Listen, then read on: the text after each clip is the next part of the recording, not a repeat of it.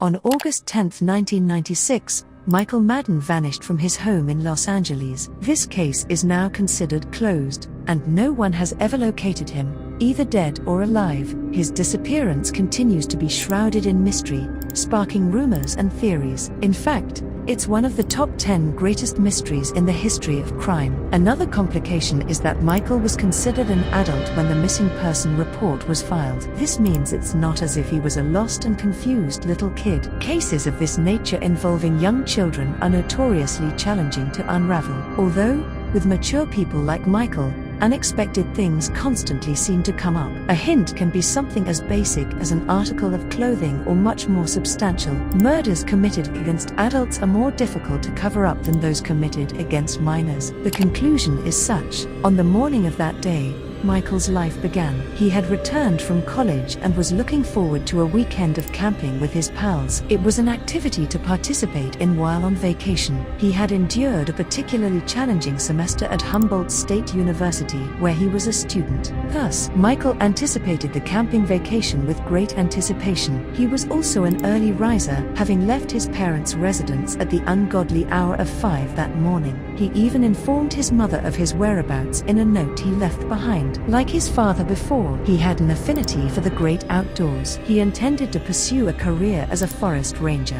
They were going to the same camping place he and his dad used to go to. Therefore, he was familiar with the area. Located in the heart of the Sacramento region Stanislaus National Forest, after having some solo camping time, he intended to get together with his pals. The sandbar flat in Sonor, next to the Stanislaus River, was where they planned to meet. Michael fished and camped there, so he drove his Chevy Cavalier there. He even brought along the family dog, Matilda. After waiting for 2 full days, his pals finally showed up at his site at around 2 in the morning on August 12. Michael and Matilda weren't there, but there was a brand new fire. Something nefarious was definitely afoot with this situation, as it was extremely unusual. Stranger still, a man named Tyne appeared out of the bushes and inquired whether or not they were seeking Mickey. To our knowledge, Michael has never been known by that name. Still, his pals decided to hold off and watch for him, so Tyne Man cocked his gun repeatedly. Still,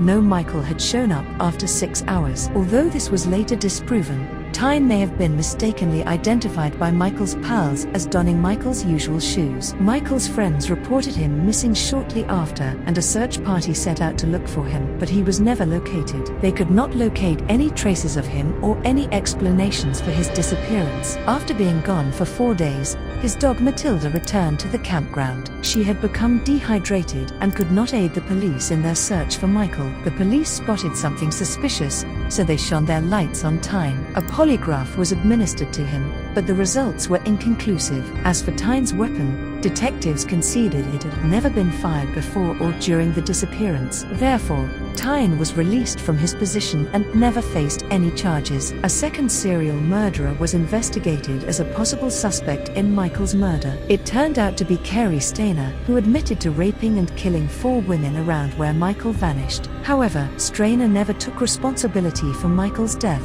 He is currently awaiting execution. As of 2021, no tangible proof links any particular individuals to Michael's disappearance exists. Michael was one of his mother's last surviving children until she died in 2004. There was still a chance he would be found at that point. Michael's dad passed away in 2008, and the obituary notes that Michael passed away before him. Michael's half-brother Randy Powell has come forward to claim that Michael was spotted by multiple people in a cabin near Pinecrest on the day he vanished, as reported by authorities at the time. However, this clue was never investigated thoroughly. The Tuolumne County Police Department is still looking at the case to determine if it can be closed. For the past 10 years, winter has been particularly harsh. The true mystery is, what happened to Michael? Did he accidentally drown in the river, or was he murdered? Or maybe he just got lost?